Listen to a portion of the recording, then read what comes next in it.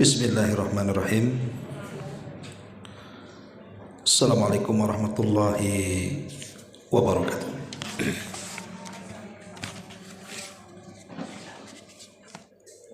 Alhamdulillah, pada pagi ini kita bisa kembali duduk untuk bertalabul ilmi, dan kita masuk pada poin terakhir dari kitab 10 kiat membersihkan jiwa,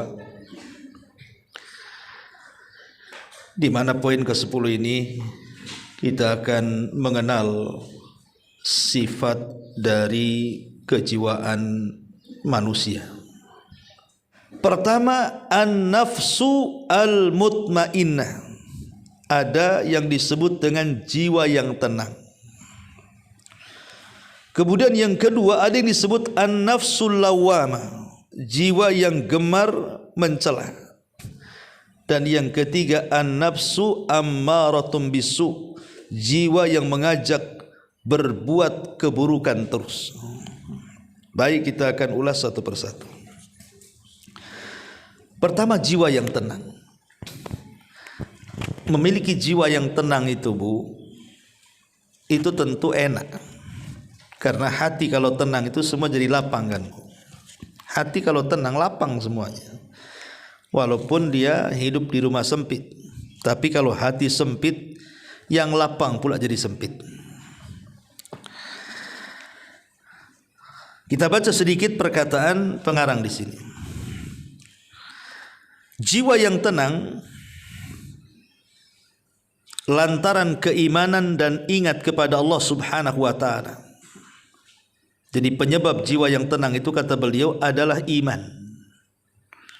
Iman yang menghujam dalam dada. Dan juga mengingat Allah Subhanahu wa taala. Kemudian beribadah kepada Allah Subhanahu wa taala.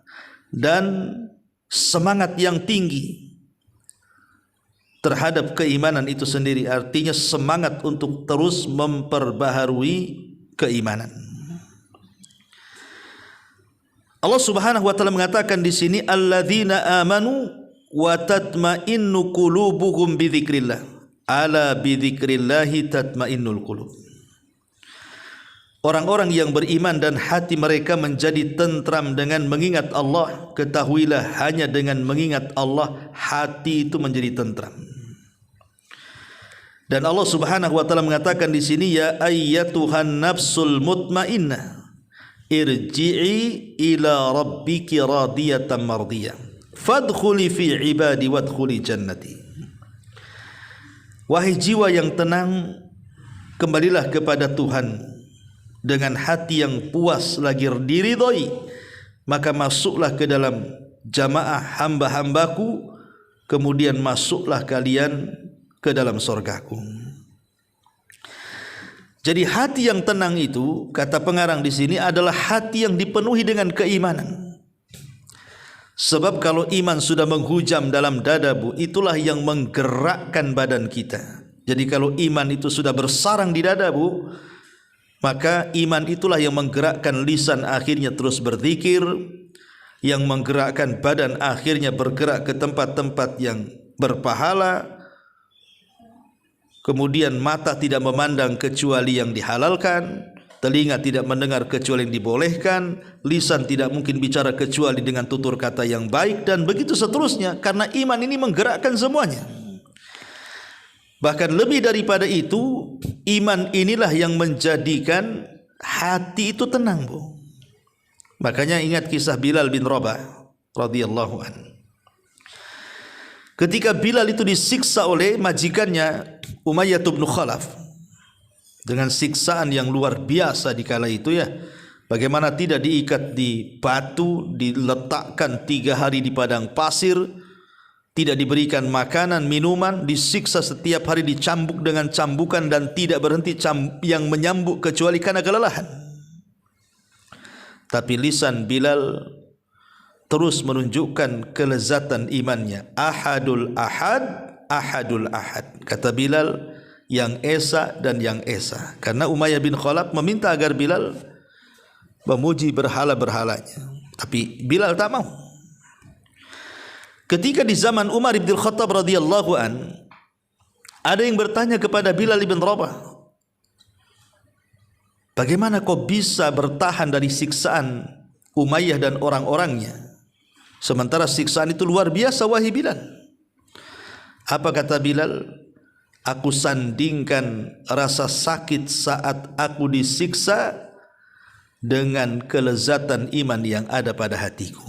Kusandingkan tuh antara ladzatul iman, kelezatan iman, dengan mararatul adab, dengan sakitnya siksaan.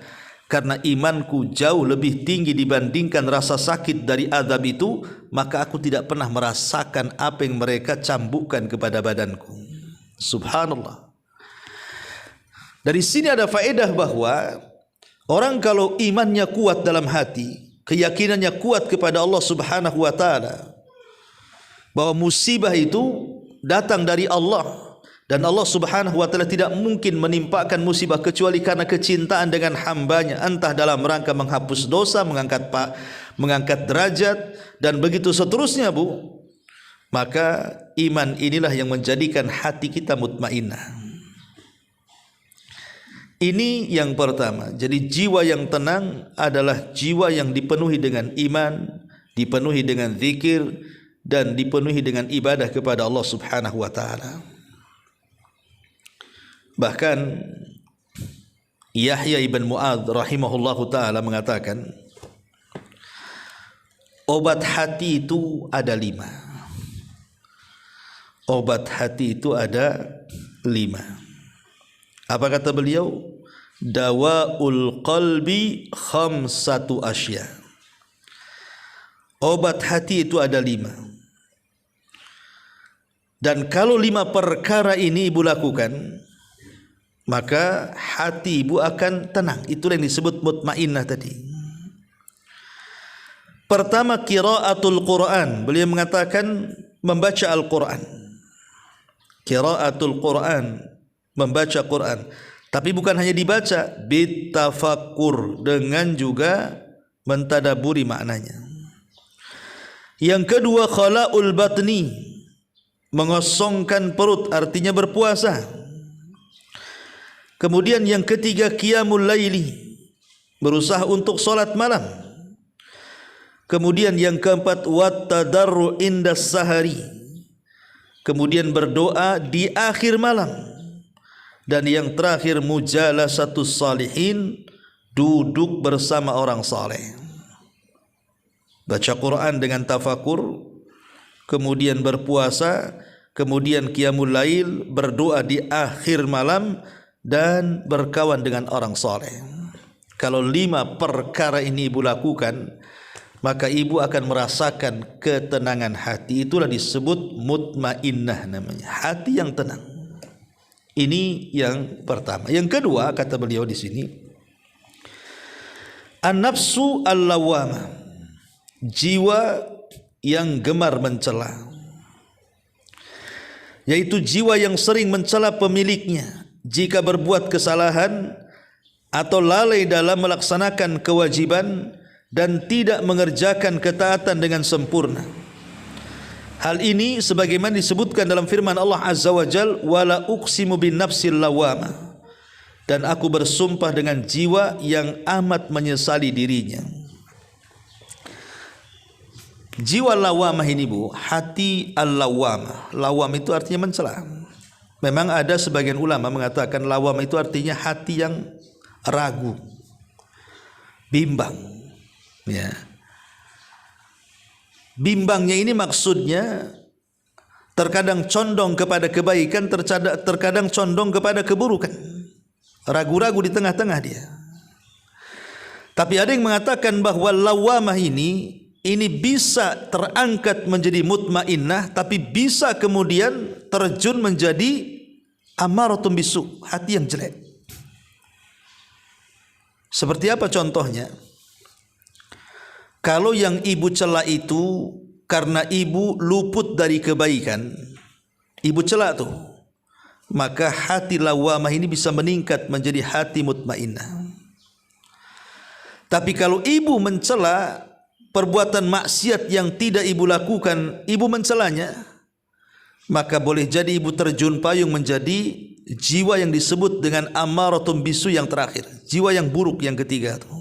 Contoh bu, umpamanya ibu malam-malam, biasa ibu sholat malam, karena udah beberapa hari ini hujan, terus cuaca juga dingin kan begitu bu. Yang nggak pernah narik selimut ditarik pula selimut itu. Akhirnya bablaslah kemudian waktu sepertiga malam lewat, bangun subuh pula. Kemudian ibu celak, kenapa saya tadi tak bangun? Kenapa saya tidak pasang alarm? Kenapa saya tidak ngomong sama suami untuk dibangunkan? Mencela terus, nyesel dia. Ah, ini lawamahnya bagus bu, lawamahnya untuk kebaikan kan. Ibu tidak ngaji, nyesel, aduh kenapa saya tak ngaji tadi, ya coba saya ngaji, saya pulang dapat ilmu. Pamannya ada orang yang kesusahan ingin dibantu, ya dalam hati ibu ingin bantu tapi malas-malas, tahu-tahu kemudian meninggal pula orang itu.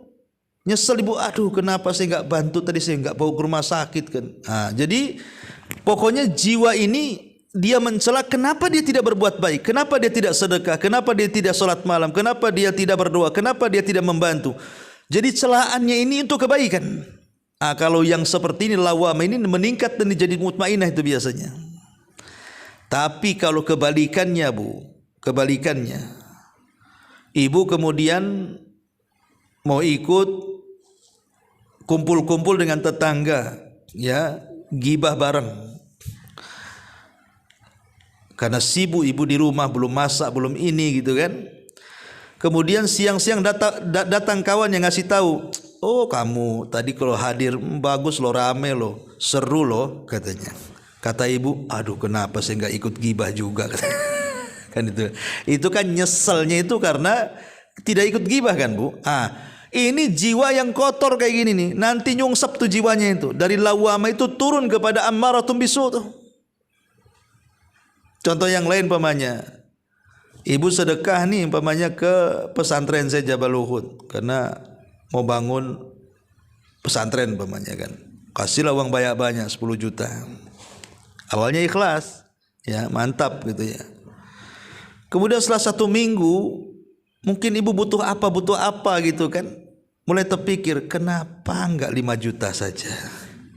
Kan 5 jutanya kan bisa kan. Itu ya kan. Nah ini namanya lawama yang jahat kayak gini nih bu. Orang sudah sedekah lah kan begitu. Ngapain kemudian disesalkan? Ini bisa jadi ammaratun bisu jadinya tuh. Nah, jadi mencela itu kemana tuh celaannya tuh? Kenapa saya nggak ikut terlibat? Coba sih ikut terlibat di situ kan seru juga tuh. Nah, jadi hal-hal yang seperti ini lihat itu disebut lawamah namanya. Dan kalau bisa lawamah ini seperti yang difirmankan Allah Subhanahu wa taala di dalam surah Al-Mu'minun ayat 60 kan. Ketika Allah Subhanahu wa taala mengatakan walladzina yu'tuna ma atau wa qulubuhum wajilah annahum ila rabbihim rajiun. Dan orang-orang yang memberikan apa yang telah mereka berikan, maksudnya sedekah dengan hati yang penuh rasa takut, karena mereka tahu bahwa sesungguhnya mereka akan kembali kepada Tuhan mereka. Ketika itu Aisyah radhiyallahu anha bertanya soal ini kepada Nabi sallallahu alaihi wasallam, apakah mereka orang-orang yang mencuri? Apakah mereka orang-orang yang minum khamr? Kata Rasul, bukan. Mereka adalah orang-orang yang berpuasa, mereka orang-orang yang salat, mereka orang-orang yang bersedekah, tetapi mereka takut kalau amalan mereka itu tidak diterima.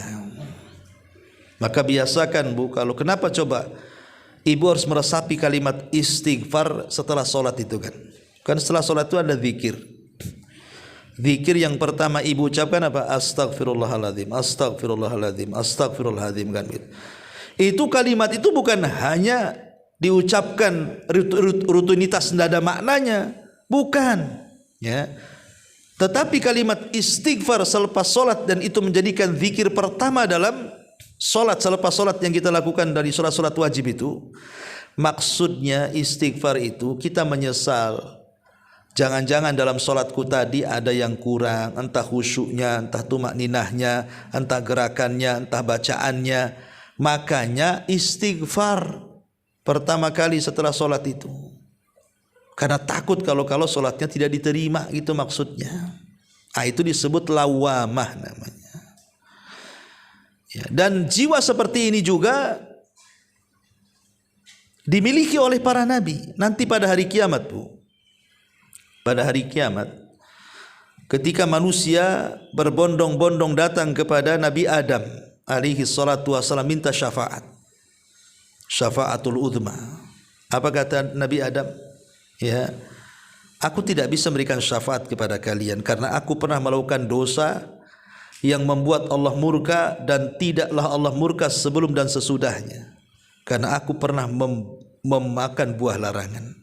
Nafsi nafsi idhabu ilan Nuh, urus diri kalian sendiri, pergilah kepada Nuh, mungkin Nuh bisa membantu kalian. Jadi Adam menyesal. Adam menyesal karena dia tidak bisa membantu keturunannya, karena dia pernah berbuat salah. Kan begitu. Makanya kalau seandainya ada penyesalan, itu penyesalan untuk kebaikan. Tapi jangan hanya menyesal saja. Menyesal ini digunakan jembatan untuk terus memperbaiki amalan kita. Ini yang kedua. Yang ketiga, an-nafsu ammaratun bisu, jiwa yang mengajak berbuat keburukan. Jiwa yang menyuruh pemiliknya melakukan perbuatan-perbuatan haram, mengerjakan dosa, mengarahkannya ke tempat-tempat yang mungkar, lokasi-lokasi yang hina, serta mendorongnya untuk melaksanakan perbuatan buruk dan tercela. Artinya jiwa yang terus memerintahkan untuk melakukan kemaksiatan kepada Allah. Makanya Allah mengatakan, wa ma ubarri'u nafsi innan nafsa la ammaratun bisu illa man rahima rabbi. Dan aku tidak membebaskan diriku dari kesalahan, karena sesungguhnya nafsu itu selalu menyuruh kepada kejahatan, kecuali nafsu yang diberikan rahmat oleh Rabbku. Ingat kisah pembunuhan pertama dalam dunia ini, Bu. Siapa? Kisah Qabil dengan Habil, kan? Di mana Allah Subhanahu wa taala mengatakan, "Watslu 'alaihim naba abnai Adam bil haqq idh qarraba qurbanan fatukubbila min ahadihima wa lam yutaqabbal minal akhar qala la aqtulannak qala innama yataqabbalullahu minal muttaqin." Kata Allah Subhanahu wa taala, bacakan wahai Muhammad kepada mereka tentang kisah dua putra Adam. Ketika keduanya berkurban. Kenapa berkurban? Karena ketika itu Qabil tidak menerima arahan ayahnya Adam supaya menikah dengan kembarannya Habil, kan? Disangkanya itu pandai-pandai Adam saja, padahal itu perintah Allah. Maka untuk membuktikan itu perintah Allah, makanya kemudian disuruhlah berkorban keduanya itu. Maka berkorbanlah keduanya. Setelah berkorban, apa yang terjadi? Allah Subhanahu wa taala kemudian menerima korbannya siapa? Habil, dan menolak korbannya Qabil. Disinilah kemudian Qabil marah dan mengatakan, aku bunuh kamu, karena sudah ada hasad dalam hatinya. Tapi kemudian Habil mengatakan, masalah korban itu bukan masalah apa yang kita korbankan, tetapi Allah itu hanya menerima korbannya dari orang-orang yang bertakwa. Tapi apa yang terjadi? Allah Subhanahu wa taala menjelaskan, fatawwa'at lahu nafsuhu qatla akhi. Kan begitu Quran mengatakan. Maka kemudian Habil sendiri terbentik dalam hatinya betul-betul ingin membunuh saudaranya. Fatawwa'at lahu nafsuhu qatla akhi. Jiwanya mulai memberontak, dia ingin betul-betul membunuh saudaranya. Terjadi pembunuhan itu, terjadi faqatalahu fa asbaha minal khasirin. Betul-betul Qabil itu membunuh si Habil, maka dia termasuk hamba Allah yang rugi. Lihat bagaimana jiwa itu mudah untuk memerintahkan keburukan, dan terkadang badan kita ini tidak bisa melawannya. Akhirnya kemudian apa yang dikehendaki itu betul-betul dilaksanakannya. Seperti Qabil ini baru ada keinginan, betul-betul dilaksanakan kan? Itulah jiwa. Jiwa ini terkadang ammaratun bisu, memerintahkan kepada keburukan. Makanya perlu dilawan gitu ya, perlu mujahadah sebagaimana yang sudah saya jelaskan tadi. Makanya kemudian kata pengarang di sini, pada dasarnya ketiga sifat jiwa ini sebenarnya merupakan kondisi-kondisi yang berkaitan dengan jiwa. Jiwa itu satu tapi sifatnya tiga gitu maksudnya. Hati orang kan satu bu, tapi sifatnya tiga. Ada yang tenang, ada yang pencela, ada juga yang selalu memerintahkan kepada keburukan. Oleh sebab itu ketiga kondisi tersebut dapat berganti dan berubah-ubah berdasarkan faktor-faktor luar yang mempengaruhi kejiwaan. Bahkan terkadang ketiga sifat ini ada pada diri seseorang dalam satu hari, tergantung pada kondisi jiwa. Ya bu, kadang-kadang satu hari ini kadang-kadang baik hatinya, kadang-kadang jahat, kadang-kadang mencela. Itulah berubah. Makanya kan yang memegang hati itu kan Allah. Ketika Ummu Salamah berkata kepada Rasul, kenapa doa itu aja yang kau baca wahai Rasul? Ya muqallibal qulub, tsabit qalbi ala ta'atik. Wahai zat yang membolak-balikan hati, tetapkan hatiku di atas ketaatan kepadamu. Kata Rasul, hei Ummu Salamah, hati itu yang memegang Allah. Dia bisa menyesatkan dan dia bisa memberikan hidayah. Terkadang satu hari kita bisa jadi jahat, kita bisa jadi baik, kita bisa jadi ragu-ragu tuh. Makanya penting kita ini berdoa terus supaya hati kita ini diperbaiki terus ya.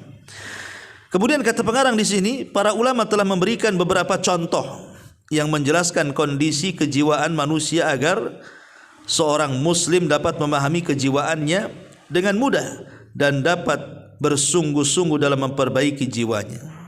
Pertama, Al-Imam Al-Ajuri rahimahullahu ta'ala menyebutkan sebuah contoh dalam kitabnya Adabun Nufus. Beliau berkata, saya beri sebuah contoh yang tidak asing lagi, insyaallah. Ketahuilah bahwa sesungguhnya jiwa itu bagaikan anak kuda jantan yang indah. Jiwa kita ini, kata Imam Al-Ajuri, seperti anak kuda jantan yang sangat indah. Apabila seseorang melihatnya, maka mereka akan merasa takjub terhadap keindahannya dan keelokannya. Lantas seorang ahli hewan berkata, kuda ini tidak akan bisa dimanfaatkan hingga dilatih dengan bagus, diajarkan dengan baik. Setelah itu barulah ia akan bermanfaat dan dapat digunakan untuk mengejar, melarikan diri. Kemudian orang yang menungganginya pun akan memuji hasil pelatihan dan pembelajaran kuda ini.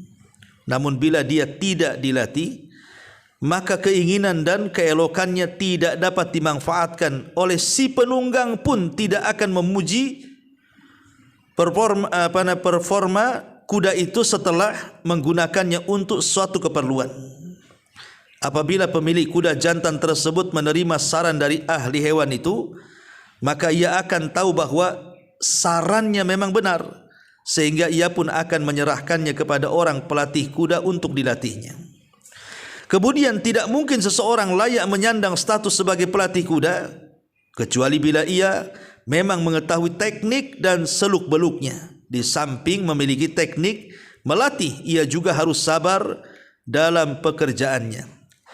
Jika pemilik kuda itu menemani si pelatih saat melatih kudanya dan menerima nasihat-nasihatnya, maka nantinya ia dapat bermanfaat untuk kudanya. Namun jika seorang pelatih itu tidak memiliki kemampuan dalam ilmu taktik melatih dan mengajari kuda, ia justru akan merusak kuda tersebut melelahkan dirinya sendiri dan si pemilik kuda pun tidak akan memuji hasilnya. Apabila si pelatih memiliki ilmu dalam teknik melatih dan mengajari kuda, tetapi dengan keilmuannya ia tidak sabar dan menghadapi kesulitan melatih, lebih suka berhela-hela serta menunda-nunda apa yang seharusnya segera dilakukannya dalam pelatihannya, maka hal itu pun juga tidak akan merusak kuda tersebut, menyakitinya dan tidak bisa dimanfaatkan untuk mengejar atau melarikan diri. Orang yang seperti itu berpenampilan meyakinkan namun ternyata tidak berpengalaman. Apabila si pemilik kuda tersebut yang melatih kuda itu sendiri, niscaya ia akan menyesali kelalaiannya. Jika penyesalan sudah tidak lagi berguna, yaitu pada saat itu melihat kondisi orang lain yang mampu mengejar dan menangkap buruannya, dan ketika hendak melarikan diri pun ia mampu menyelamatkan dirinya, sementara ketika ia yang mengejar maka ia tidak berhasil menyusul buruannya, dan ketika ia hendak melarikan diri maka ia tidak mampu hingga akhirnya dia tidak selamat. Semua itu disebabkan oleh kelalaian dan kurang sabar meskipun ia telah mengetahui tekniknya. Kemudian ia mencela dirinya sendiri dan menegur keras seraya berkata, "Mengapa kamu teledor? Kenapa kamu lalai? Segala sesuatu yang aku benci berbalik kepadaku karena tidak ada kesabaranku." Semoga Allah memberikan kita pertolongan. Ini salah satu contoh. Apa faedahnya di sini? Lihat di sini. Wahai para pembaca yang dirahmati Allah, renungkanlah kandungan ilmu dari perumpamaan ini dan pahamilah, niscaya kalian akan beruntung dan selamat. Pada perumpamaan pertama, Imam Al-Ajuri ini menjelaskan kondisi jiwa manusia yang mana ia bagaikan anak kuda yang masih butuh pelatihan dan kesabaran dalam melatihnya. Begitu juga mengetahui faktor-faktor apa saja yang mampu memperbaiki dan mensucikan jiwanya. Jika seorang lalai dalam mengaplikasikan ilmu ini dan dalam proses pelatihan ini, maka ia akan sangat menyesal kelak di akhirat nanti. Artinya pada dasarnya jiwa itu kan polos-polos saja, Bu. Kita pada dasarnya hati, lihat anak-anak tuh. Anak-anak itu hatinya kan masih bersih, masih polos, ya kan? Bukti kepolosan anak itu kalau anak bertengkar kan, Bu. Anak bertengkar itu hitungan detik dia bisa baik lagi kan, Bu. Coba ibu yang bertengkar setahun, Bu. Mungkin kayak Bang Toib 3 tahun tak mau akur itu, ya. Itu menunjukkan bahwa anak kecil itu hatinya masih suci kan. Karena bertengkar sebentar, akurnya sebentar. Kita pula bertengkar sebentar, akurnya loh sampai mati, ya. Nah, itulah menunjukkan seperti kondisi kuda ini kan, kuda ini masih muda, cantik, tapi kalau tidak dirawat, tidak dilatih, buat apa dia? Anak ini juga sama gitu ya. Kalau hati itu awalnya bagus tapi tidak dilatih, nah, nanti banyak pula musibah, masuk pula syubhat syahwat kepada dia yang merubahnya, ya. Kedua, Imam Ibnu Qayyim ini mencontohkan dengan yang lainnya. Jadi intinya bahwa percontohan kuda ini dari awal sampai akhir ini intinya adalah sebaik-baik kuda kalau tidak dilatih tidak bisa dimanfaatkan. Justru kuda ini juga bisa membahayakan kalau pelatihnya pun tidak pandai melatih. Maka hati juga sama. Kalau kita tidak melatih hati kita untuk kepada kebaikan, maka hati ini bisa berubah menjadi hati yang memerintahkan kepada keburukan. Dan jangan menyesali kalau nanti kemudian pada hari kiamat Allah Subhanahu wa taala meminta pertanggungjawaban hati kita dengan mengatakan dan menyalahkannya. Itu disebut dengan lawamah tadi. Ya, ini juga di antara permisalan yang disebutkan oleh muallif rahimahullah taala di sini. Kemudian yang kedua, Imam Ibnu Qayyim di sini mencontohkan dengan berkata, jiwa itu ibarat gunung yang besar dan sulit didaki. Namun ia adalah penghalang yang harus dilewati. Ketika menyisiri jalan menuju Allah, dan setiap orang yang ingin menyisiri jalan itu harus melewati gunung tersebut sehingga mereka harus mendakinya, maka di antara mereka ada yang kesulitan melaluinya, ada pula yang mudah melaluinya, dan sungguh ia akan sangat mudah melalui bagi mereka yang Allah mudahkan. Pada gunung tersebut terdapat lembah-lembah dan jalan bercabang-cabang berkelok-kelok, ya kan, curam, duri, tanaman berduri dan begitu seterusnya. Belum lagi begal yang mencegat, terutama mereka yang biasa melakukan perjalanan di malam hari. Alangkah baiknya apabila mereka memiliki bekal keimanan dan lentera keyakinan yang dinyalakan menggunakan minyak kekhusyuan. Jika tidak demikian, maka rintangan-rintangan tersebut akan menghalang, sehingga para pembegal akan menjadi leluasa dalam merampok serta menghalangi jalan.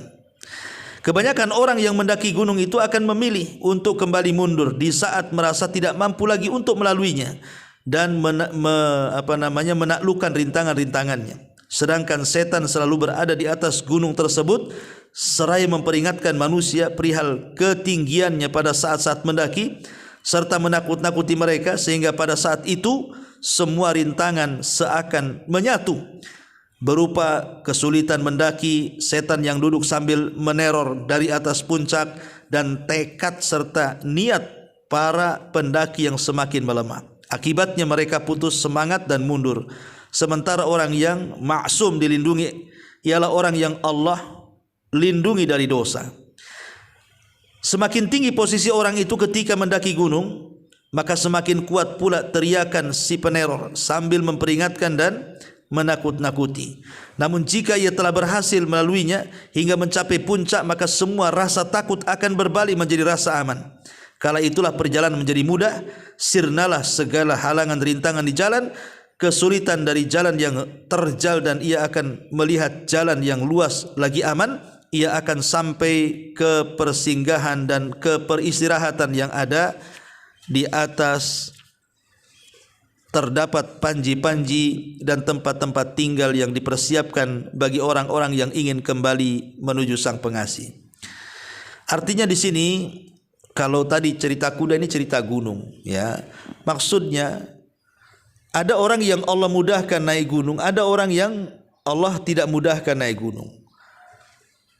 Bagi orang-orang yang kuat tekadnya, kata Imam Ibnul Qayyim ini, pasti dia akan naik ke sana. Tapi bagi yang lemah tekadnya, maka akan gagal dalam menaikinya. Apalagi kemudian banyak rintangan dan halangan ketika mendaki itu. Begitulah hati manusia ketika menuju Allah. Pasti akan banyak rintangan di tengah jalan, kan. Ada orang yang ingin sedekah jadi tidak sedekah karena setan datang, jangan sedekah nanti miskin, tak jadi, ya kan. Ada orang yang hendak berbuat baik, nggak usah dulu, kamu masih banyak keperluan, tak jadi berbuat baik. Mau sholat, tunggu dulu, itu pelanggan banyak, nanti lari kau sholat hilang pula tuh yang beli itu. Akhirnya sibuk dengan jualannya, dan begitu seterusnya, kan. Orang menuju Allah itu banyak aja rintangannya, ada saja. Lah kalau tidak dilawan seperti itu, macam mana kita akan sukses menghadapinya? Dari sini maka pengarang hafidhahullah taala ingin menjelaskan bahwa memang menjaga hati itu bukan perkara mudah, perkara sulit, banyak rintangan, banyak halangan. Maka apa yang sudah saya jelaskan di awal tentang tip-tip tadi, bagaimana menjadi hati yang selamat dan hati yang tenang, mudah-mudahan itu sebagai bekal yang diajarkan para ulama kepada kita. Wallahu a'lam bishawab. Sebagai penutup, ibu baca sendiri. Berarti berakhirlah kajian kitab Tazkiyatun Nufus, 10 kiat mensucikan jiwa. Wallahu alam, nanti kedepannya kita mau ngaji apa. Cuman kalau saya boleh saran, biar kitabnya agak tebel, agak lama ya. Mungkin ibu bisa gantilah kitabnya yang agak ini, kitab Adabul Jami itu juga boleh, bu, ya. Nah itu sebenarnya kitab itu diambil dari Kitab Bulughul Maram pada halaman jilid yang terakhir. Halaman yang terakhir namanya Kitabul Jami. Tapi sudah dibukukan dan sudah disyarah dengan begitu bagus, ya. Boleh juga lah, itu juga bagian daripada kitab akhlak, kitab Tazkiyatun Nufus. Mungkin saran saya itu, tapi kalau ada kitab lain yang ibu mau pelajari ya tidak apa-apa, ya. Wallahu alam. Sebelum saya tutup, silakan kalau ada yang bertanya.